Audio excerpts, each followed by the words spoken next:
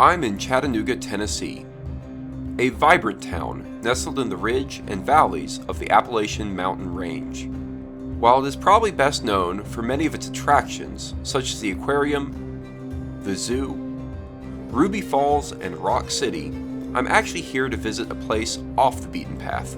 Located about 30 minutes north of Chattanooga is the base for CAS Iberia, the wholesale provider of many different swords, knives, and reenactment gear. And while they are not usually open to the public, we will get a chance to see what their operation looks like from the inside.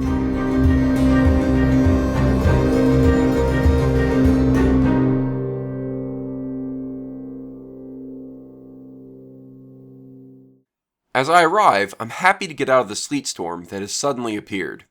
I'm met by Blake Pogue, the product manager for CAS Iberia. Doing all right. How about yourself? Let's go take a look at some fun stuff. Yeah, I'm down for that. Let's do it. After you. As we sit down to talk, the first thing to do, set the story straight. What exactly is CAS Iberia? All right, Blake, so tell me, what is CAS Iberia? Okay, so good question. And I think a lot of people are confused by this, and a lot of that's our own fault, to be honest with you. So CAS Iberia is a wholesale distributor. We import almost everything from a number of different countries, I think 9 different right now, for our sword, knife lines, LARP, and that kind of thing.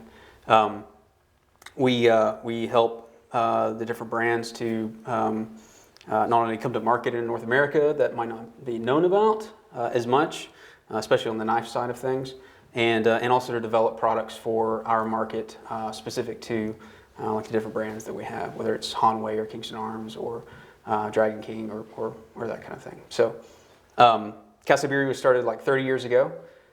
We celebrated our 30th anniversary last year, importing Spanish knives from Spain. That's where the Iberia in our name comes from. We did that for a long time.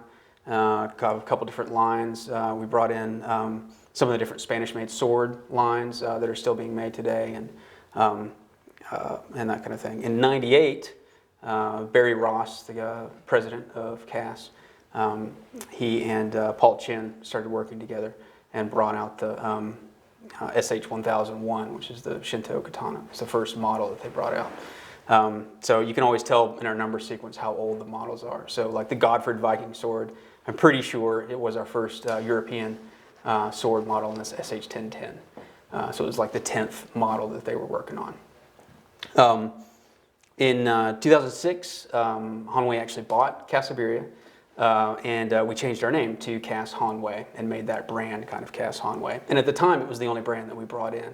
And shortly thereafter, we started carrying the GDFB, like reproduction armor and chainmail pieces and that kind of thing. But it was just those 2 brands for a number of years. And after the factory fire at Hanway, which hurt a lot on both sides in the 2010 and 11 timeframe, we started looking at branching out because even though we're owned by Hanway, we're kind of autonomous. We run our own show here. So we realized that we had a lot more different brands than just Hanway. It was a little bit confusing for dealers and stuff to be called CAS Hanway and to have these other kind of items, we're bringing in knives from Russia and stuff like that, and there's obviously not Hanway stuff. So we made the decision to go back to the name, to trading under the name CAS Iberia, and it's been like that for a while. But people still get pretty confused over who Hanway is and how our relationship works, and also how we fit into the picture, right? So as a wholesale distributor, our main business is selling to retail people. If you buy a Hanway item within the U.S. or North America, it came through this door, right? So we import everything and then we sell out to other dealers. I mean, we do sell direct retail. You can buy, but the majority of our business is to our wholesale dealers.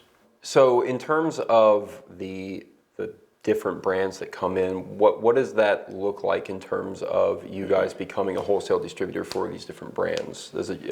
Do they reach out to you? Do you reach out to them? What does that begin to look like? Yeah, so both. The answer is both. We've had a few different brands that were available in the market, and we thought they were doing some really good, innovative stuff, and wanted to help them with some of their marketing and branding within the U.S.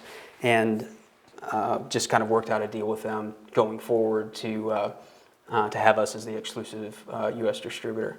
So we do a number of different things for all of our brands. We help them with marketing. We get like the review sword that we've had, we worked out with you before. We do a lot of that kind of stuff, which can be difficult for a brand to manage if they're they have their own things to worry about. They're worrying about manufacturing and stuff. So that's kind of what CAS does. We help them market, produce for our market versus what might be more popular in theirs, yeah, it's that's kind of how we fit into the overall picture.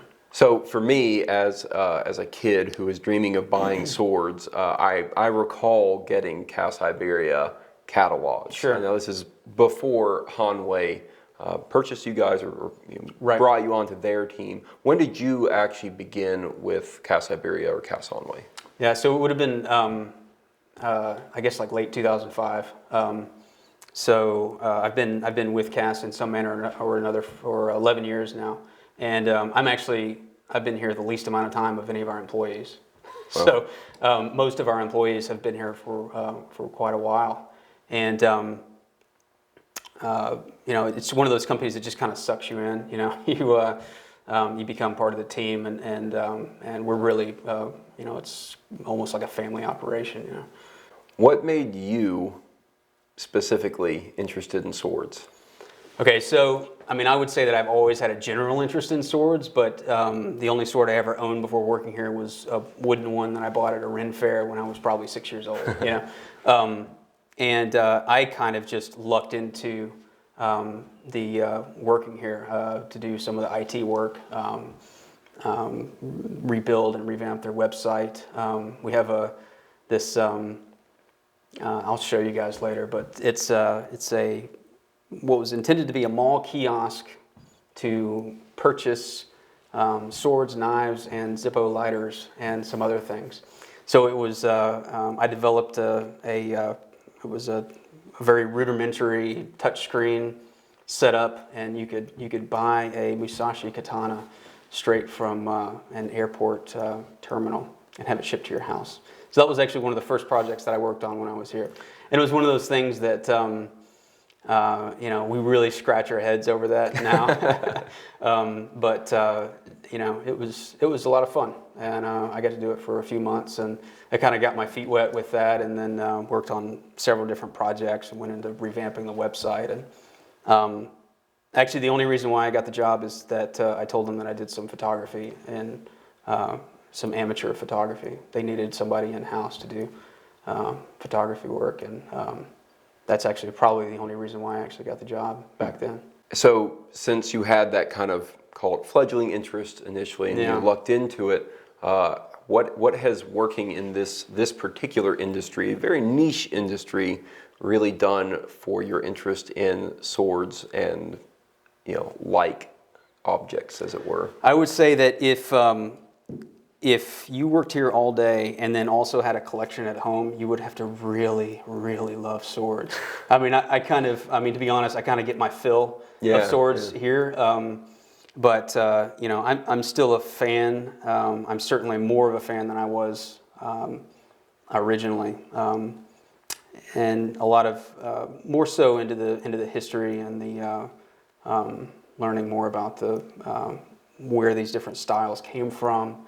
HEMA has been a big thing for me. I worked with a group in Virginia for a while when I lived there, and that I think is a great resurgence in this market of for swords. It's been one of those things that it looks like it's just taking off and in a number of different directions, But that's the application is something that is pretty interesting to me too. Probably the most important question: long sword or katana? A long sword, absolutely. That's two edges or one, right? So So with the concept of a kiosk that could be placed, oddly in an airport terminal, but we'll go with mall for a moment, is it possible that you could have actually made Mall Ninja maybe a better term? Oh, it never even crossed our mind. But you know what? I have the kiosk downstairs, and I can start, on Monday, and we'll see if we can't make Mall Ninja a respectable name.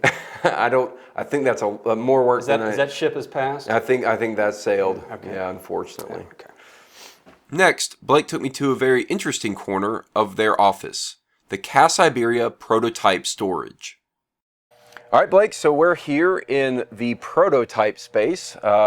This is like, I would say the child like in me, this is my dream, but really this is my dream and as an adult is shelves and shelves of swords. So just tell me exactly what we're looking at here. Okay, so in reality, you're looking at about 30 years total of prototypes and samples from a number of different manufacturers, but mainly from Hanway, and are working with them over the last 20 years or so.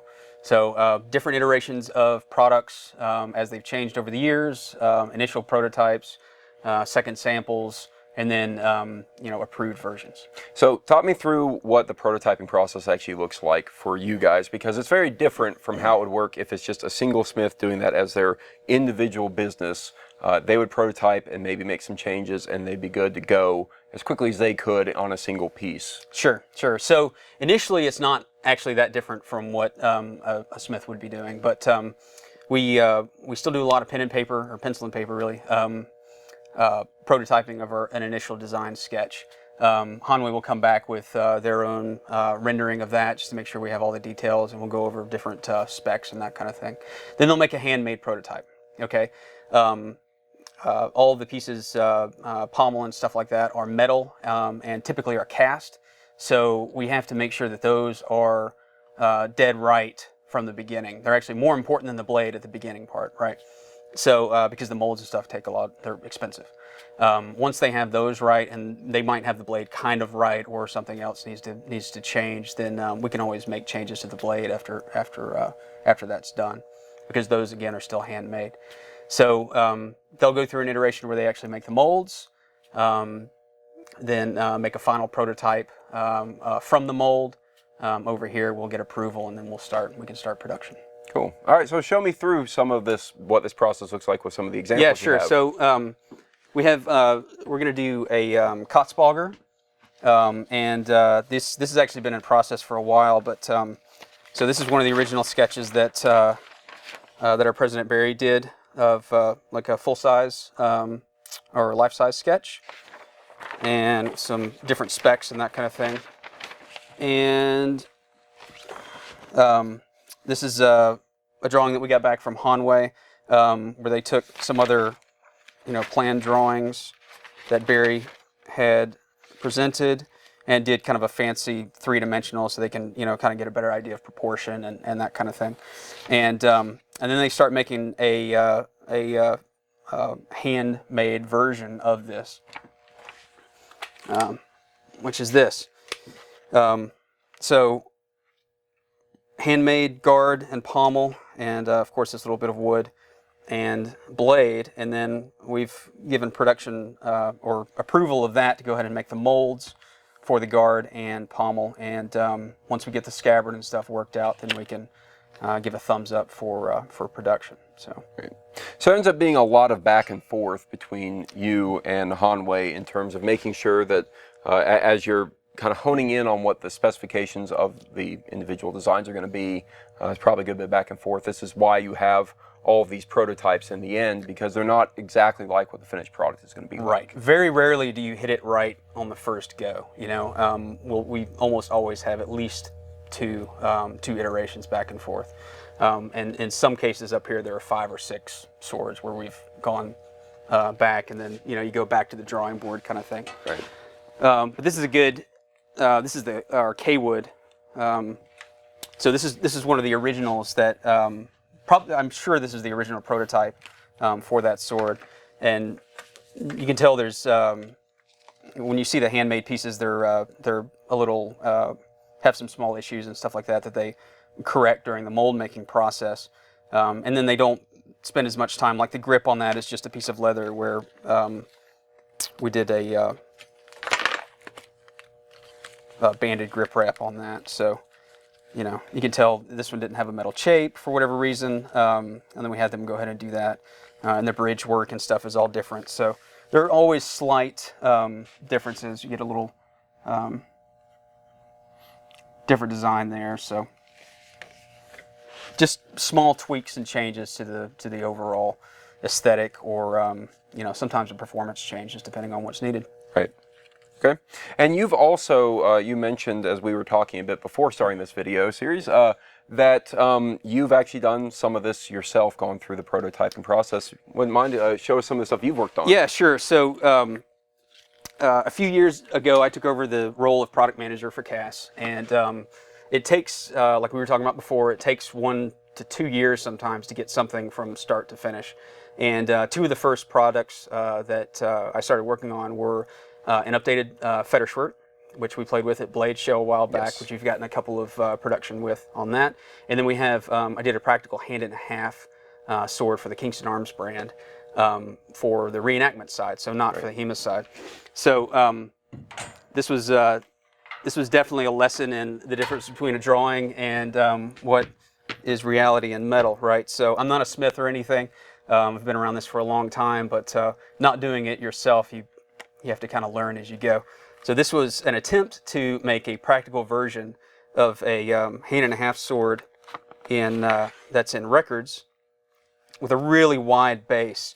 I thought it had a really cool look to it. It was pretty unique to a number of other reenactment swords that are available on the market. And this one we have coming out probably this summer. I think we'll have production on it. But this, obviously, I mean, you can't see it in the video, but it's quite heavy. Yeah, very, very hefty. Extremely unwieldy, and you know, I think it looks interesting, but you know, you couldn't actually use it in a fight. You know, it's just too heavy. You'd tire out in no time with that. So this was the second iteration, and I actually don't have the final here, but you can tell it's not nearly as wide.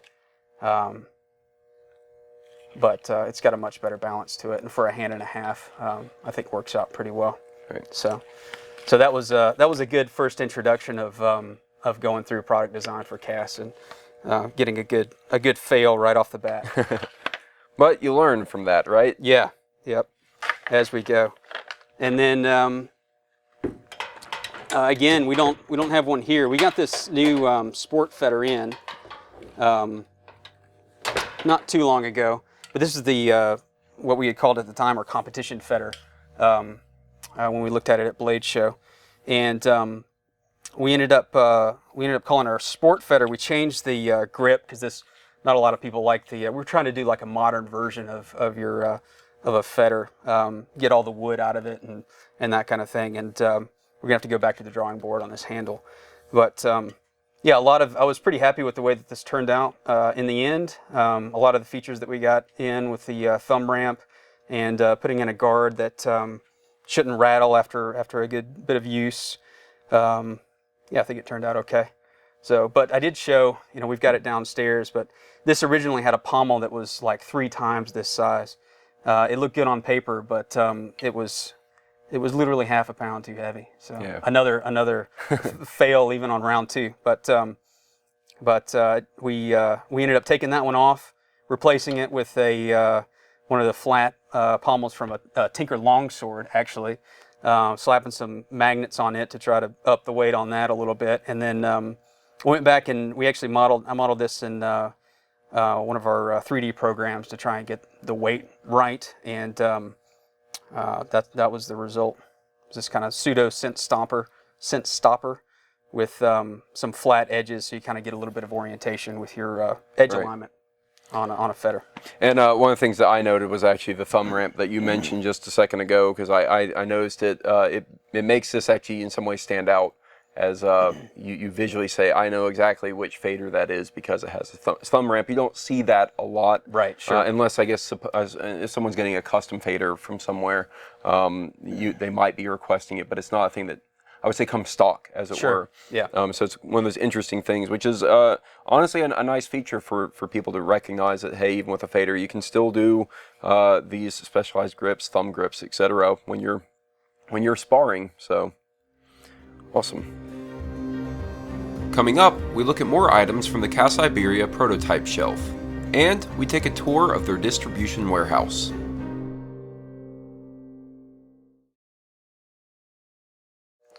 So one of the things that I also noticed when we were looking at this incredible shelf of stuff is, well, things that I've never actually seen before. So prototypes that never made it to market. So Right. Can we talk a bit about that? Yeah, sure. So there's a number of things out here that just never saw the light of day for a number of reasons. They were either just a bad idea, or there was maybe a licensing issue or some other thing, and just some things that we were trying that didn't work out, and other things that was a great idea at the time, and then when the factory figured out how much it would cost, we realized that it would be crazy cost prohibitive. One of them is like this Celtic shield, which is a very famous find that we did along, was it full brass shield along with this, there's a little bronze, what would have been a bronze blade.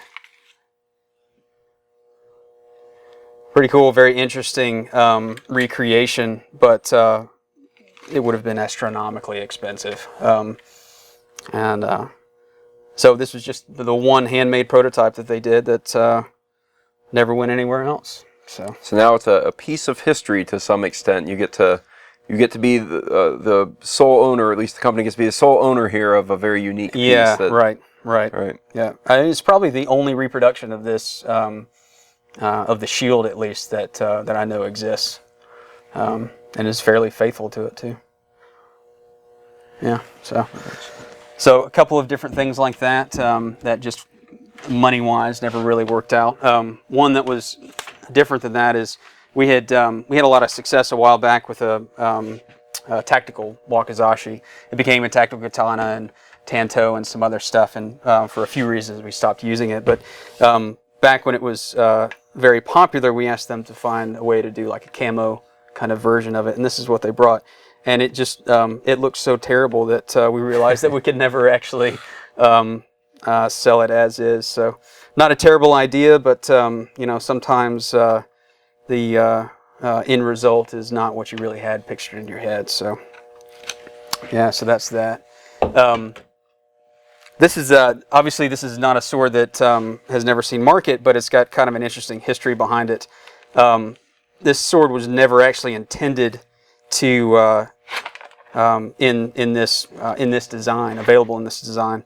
We had a sword based on a movie that has some pieces that spring out automatically, that we brought to market, and for licensing reasons we couldn't actually sell. So we had a few hundred of these blades for that sword made up, and needed a design to go along with it, and that became Hanwei's Bastard Sword.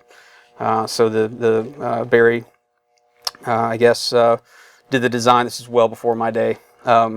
Did the design for the crossguard and hilt, and used what would have been a failed batch into still one of our more popular swords that we sell. So. And oddly enough, you have something that might fall through with a licensing issue, but then I've actually seen this specific sword, or some of its other variations, in movies. Right. It just shows up everywhere now, and I recognize it because I actually own one of the Bastard Sword, the light tan grip version of it. Right. It's a blunted. It's kind of a basic kind of stage functional, really. And sure enough, it shows up everywhere. If you're watching, if you're like me, and if it's a medieval fantasy movie at all, even if it's not a very good one, you're probably going to just, curiosity's going to kick in. You're going to go watch it, and sure enough, these things show up quite a lot. So, and we also have some stuff that kind of Paul Chen and Hanwei's, they would make things to suit themselves or their interest that would work well in their domestic market. So in China, but either due to cost or just design style, we figured that it wouldn't go over very well for in the U.S. And this is one of these. And this is really more of a cost thing. You've got a a lot of very intricate detail in this piece, and kind of an interesting saber. Yeah, so kind of show all the pieces to it, right? You've got what is actually real bone here in the handle, a very nice horse motif, which is really well executed on. Right. And the whole piece is actually really quite lovely, in my opinion. And then it's matched with an equally beautiful, in fact, maybe even more so in some ways, scabbard here, which has fur and a lot of nice detailing and trim on it. In some ways, this one, I look at this one, I say, boy, it's really sad that this can't come to market, right? Yeah. But obviously the cost would be so prohibitively expensive, not just to produce, but also for people to be able to afford. Precisely. But again, a piece of history, as it were, and a beautiful design that I think, I'm at least glad there is one in the world, right? Okay. Yeah.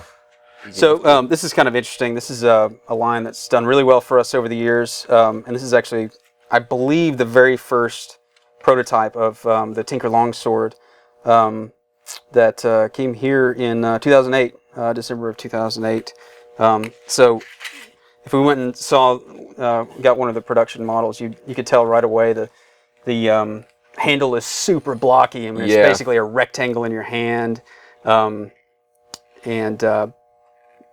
they also, Tinker was doing this thing for a while, or I suppose he still does, where he would end the fuller before the guard, and they replicated that exactly as it was before, and now it actually runs underneath the guard, and just some small details like that. But even since, gosh, that's now 8 years old, that's still a very good seller for us. We can't even keep them in stock, actually. Yeah, certainly this is probably, in a lot of ways, one of the most coveted, very affordable swords. I always kind of called it very utilitarian, especially because you can swap out the blades, blunt for sharp, which means that if you can get it, at least the base model, then you can buy the other types of blades, and you can swap out for something that can be sparred with, and then you put in something that you could do cut tests with, and it's one sword to kind of suit all needs. And I actually managed to get two of them. I gave one as a gift to a friend, and I kept one for myself. And I still really like it. I still think it's one of the best, kind of entry-level, good, affordable swords that no one can get, because they always sell out as soon as they hit market. Yeah, so we actually can't make enough of them, and a few of the other models too have proven quite popular for a long time. And I also like the I don't know if you're aware of the Printed Armory or not, but I believe it's the Printed Armory. Printed Armory, they make some really interesting guards and pommels to fit the different Tinker swords, and you can either buy the whole sword, which is kind of difficult to get, or you can just buy a bare blade and a retention nut, and use the Printed Armory fittings. Right. And you have to supply your own handle grip. Yes, but, yes, you do. Yep. I know that they had experimented with doing like a 3D printed grip and that kind of thing. And I don't know if he's still doing that or not, but you do have to do your own grip, so you might have to talk to, if you don't have the woodworking and leatherworking, you might have to get somebody to do that. But, and in general, as a side note, the Printed Armory stuff sells out pretty quickly as well. Yes, so, I've noticed they've had a little trouble keeping. You can, again, it speaks to the popularity of this specific sword. That I think, who could have guessed that this would somehow become such a popular sword? But it did, and certainly it shows it throughout market, not just what you guys have, but what other people are trying to do with it, and then immediately sell out of as well. So it's really something that came from the knife industry as a whole. The knife industry has kind of been taken over by custom knife makers doing licensed designs with different, like Sierra KT and Spyderco and those kind of things. And the idea to have Gus Trim and Tinker Pierce do custom versions that are then licensed to their specs kind of came from that side. And so it's done well for us. It allows somebody to get something that's close to a Tinker or Gus Trim. I mean, it's obviously it's not 100% to their specs or how they would have built a sword, but for the money, I mean, pretty close. And you can actually get one. I mean, it's difficult to get from both of those guys, especially Tinker these days, unfortunately. Awesome. So yeah. So that's that. And then we had, along the same lines, we have the project we've been working with Gus Trim. And this is another project that I've kind of spearheaded, although I haven't done any of the design work, of course. But you know, Gus made a few really great examples for us. We were taking a look at a falchion that was downstairs too. We'll probably take a look at again, I guess. And but we're also Gus is set up a little bit more for I'll say production, but it's not really, you know, it's a very small production run kind of thing. So we decided to offer his own made swords as well. So it's kind of nice to have. We've got the more affordable licensed pieces and his own available from us and from our dealers too. And you can always know Gus Trim sword because it feels a certain way. Yeah.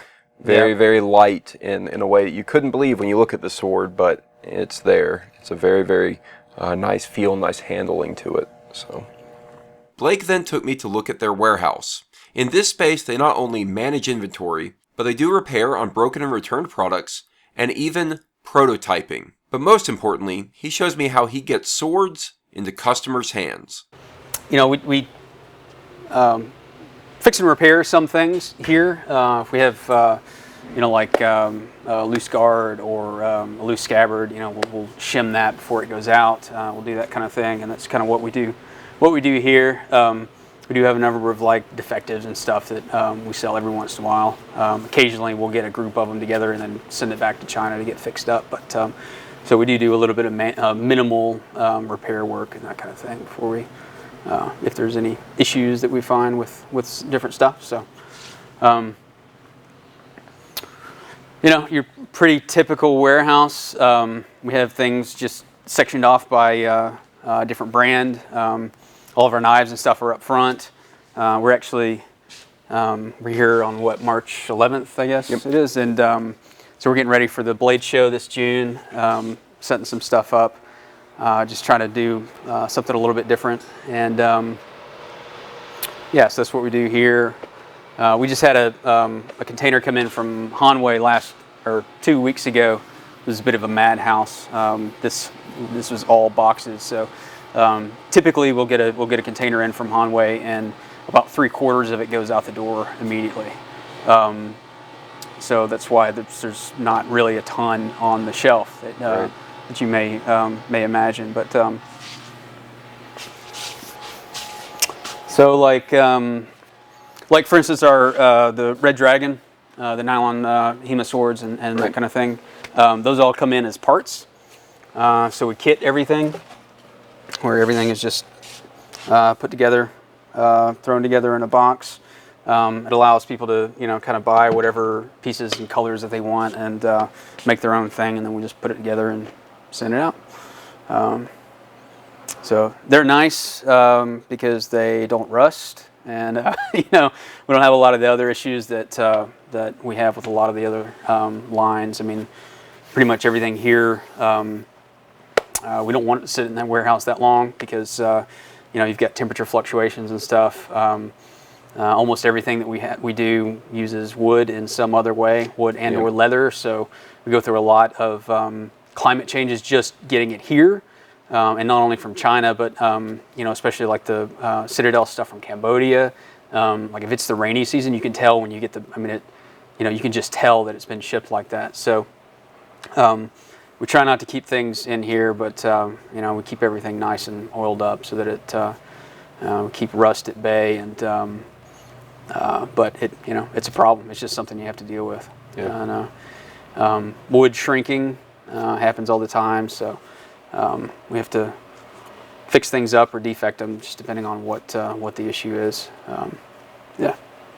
So that makes the nylon HEMA stuff from Red Dragon really attractive for us for that in that aspect. It has an infinite shelf life. Yes, there. Right, exactly. So like we always have, kind of like the Tinker stuff, we always have a lot of trouble keeping our some of our sparring and stage style rapiers in stock, and this is what's left from the our last shipment. So I'm sure that if you came in here a month, we wouldn't actually have these in stock anymore. It's very rare that we have these in stock at all.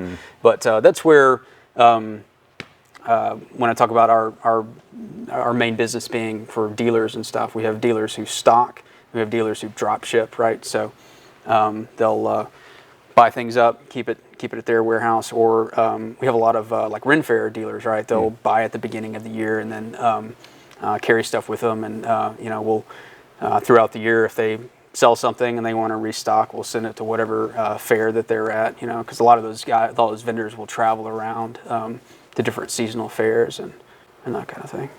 So people who are watching this video right now are looking at all this and thinking, oh, if I buy it right now, I can maybe get one of those before they all are gone. Probably not from us. Probably not from us. Yeah, right. Yeah. I don't know how long it'll take you to put everything together, but if it's anything like my editing, you'll be 6 months from now. So I think you're a lot better than that. Hopefully a little bit quicker than that. Yeah. Hopefully. So. Oh, look at all the nice staffs. Yeah. So we actually sell quite a few of these. This is another. We sell these as Hanway, but these are actually made in the U.S. From a company that makes. I think they make like axe handles and some other stuff like that. Okay. And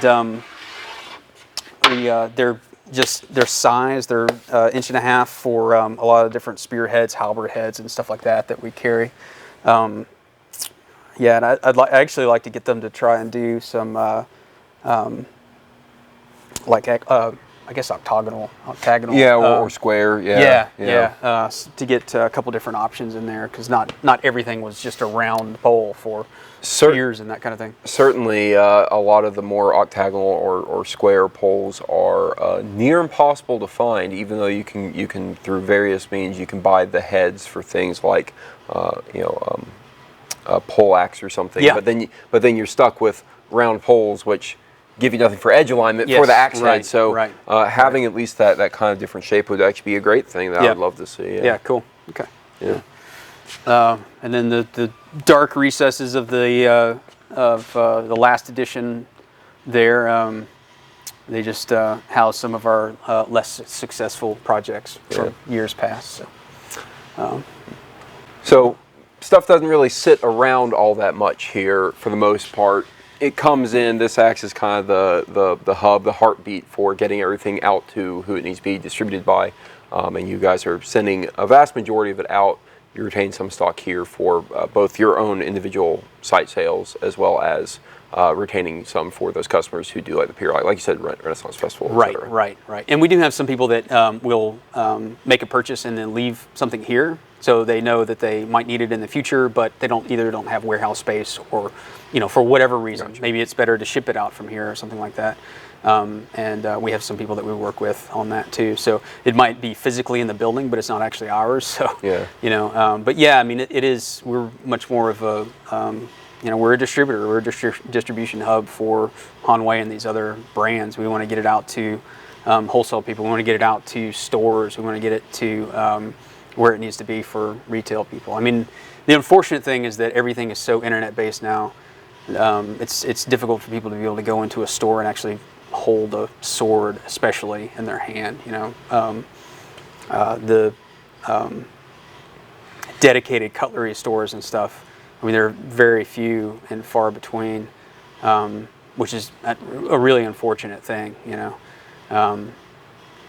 People don't get to be able to have the experience of holding a sword first before doing the actual purchase. So, but one of those cases where a Renaissance Festival sale would be a very good thing because you get that chance to handle it. Yeah, absolutely. Yeah, absolutely, sure.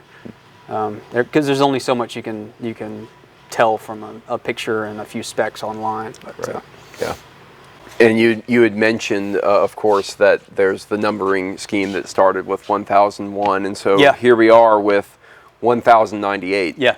And so that tells me that this is still an earlier design. Yes. What number are you guys up to? Do you have a rough idea? Well, it's a bit ronky because there have been some series where we did some jumping, there's been some SH 5000 stuff, but we're not anywhere near at that level. So, I mean, we're well into I think of what, I know the 2500s. Yeah, SH6000. Well, I can tell you. We can Yeah. go look at it. I mean, they're all relatively sequential. So, yeah. So, 2493, I think, is our latest model, which is the sparring gen that Scott Rodell designed for us. He did a cutting gen a while back, which I think is 2429. So you can tell there's been quite a number of products between that and the sparring version. So that's the metal sparring gen is actually kind of an interesting thing that Scott and I had talked about for a while. But in my understanding, I'm not as versed in it as he is. But my understanding is that in that market, it's still wooden swords that are the predominant sparring and training tool. Gotcha. Yeah. Whereas like the HEMA world has moved away from, other than forms practice and stuff like that, moved away from the wooden swords a while ago. So the metal version of the sparring gen was kind of, I guess, like Scott's attempt to kind of try to get some of those practitioners into using some of the newer styles of swords, and just to, it's kind of an experiment to see what a difference it would make in their training and stuff to use something that hopefully approximated a sword more than kind of the wooden wasters that they were using, that they've been using. It's kind of interesting because it's like there's this whole story behind a thing that's been designed. You go online, you look it up, you see, oh, I might want to buy that. You don't think about what maybe the thing that triggered the design of that thing to happen. Yeah. And of course, looking at the numbers, if you see, I guess, these lower number things, the 1,098s or whatever it is, it's probably testament to their popularity that they're still being produced, they're still being manufactured and sold. That's right. Even though they are one of the first to have kind of started that. Yeah. Which is pretty. It's something I did not know. I always knew that if I needed to find something on one of the online stores, I'd SH something, and that would usually get me to to the brand that I wanted. But I certainly had no idea that's how it had kind of progressed. Yeah, how we iterated so it's pretty interesting. And we still produce the SH1001 Shinto katana. Yeah, Right? It's kind of the bread and butter in a lot of ways. It is, and at the time, we're talking about '98, right? So there really wasn't anything available that was traditionally made, I mean, to a point, and high carbon steel, affordable, and functional, right? And so that was the Shinto was kind of the breakout, right? But it really wasn't until the 1070, which is the practical katana, that things really started taking off. And because it was the lower cost, I mean, basically anybody could afford a practical katana. Right. To this day, it's still a great seller for us. To have those features with with some concessions to materials and stuff for cost savings, it's still one of our best-selling swords. So, yeah. Very cool. Yeah, it's interesting. You're in a warehouse. You wouldn't think you'd have a lot of stories to tell behind things, but suddenly there it is. It kind of jogs memories and ideas of what else is going on. I think it's a very important question to ask here. So where are you guys hiding the Ark of the Covenant? It's right there, actually. Oh, right up there.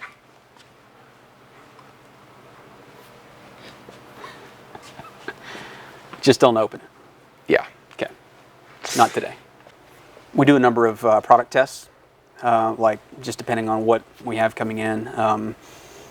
We did a cutting session the other day, which we've released some video of, but we have some other stuff to do. And so it is a part of what we do, and that when we're evaluating prototypes and stuff. I don't know if we saw any of those up there, but a lot of the practical swords and stuff we get, and we'll come out here and kind of bang them around and test the guards and stuff. But a lot of what we do is end up sending stuff out. So a number of the things that I wanted to show you today they're actually out and about. Like some of the other fetters that we have in the works, an updated Hanwei fetter that I think came out really well, but we just don't have it in the building. And you're saying it's out to it would basically be a customer base, as it were, to give you feedback. Exactly right. Yeah. I mean, I have a small background in HEMA, and I can kind of help that, but it's not anything compared to the instructors and stuff that are in some ways our customers, and also and our end customers, and we're also trying to, their feedback is invaluable, not only from a this works and this doesn't, to a this is a good price, my students can afford it, we can outfit 10 people to start a class, especially with those kind of schools, and Japanese martial arts schools too, that it's very costly to outfit those places. You can't, not everybody can have a $500 to $600 training sword. So that's where we try to kind of fit in, is the an affordable sword that is still functional. It might not be perfect in every detail or whatever, but it's still a quality training tool for that school. So anyway, that's why we try to send those out to end users, try to get feedback from them on what works on a prototype and what doesn't. We can't always change everything, especially like we were talking about the mold process. Sometimes those things are already done, and we're not we can't commit to make a slight change in a mold to make every concession, but we do what we can, and certainly if it's something wrong with the blade, or something's too whippy and needs to be stiffer or otherwise, those kind of changes are pretty easy, and we can move those into the production process. So we do have a small workshop here where we will do modifications on prototypes. Like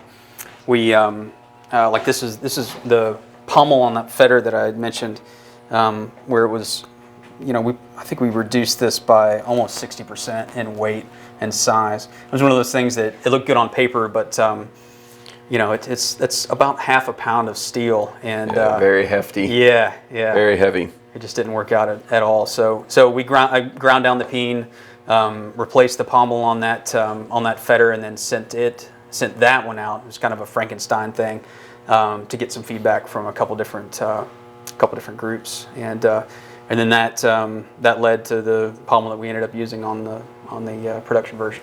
Yeah. So you have this giant paperweight of a pommel. Exactly right. Yeah. Sell it as the end them rightly paperweight. All right. I'm going to give you some royalties on that. Hey.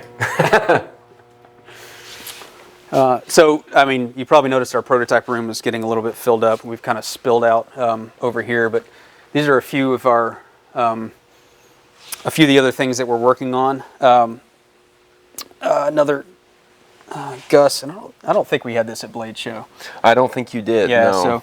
So this is kind of like a not what I would call a reproduction for sure, but a possibility sword.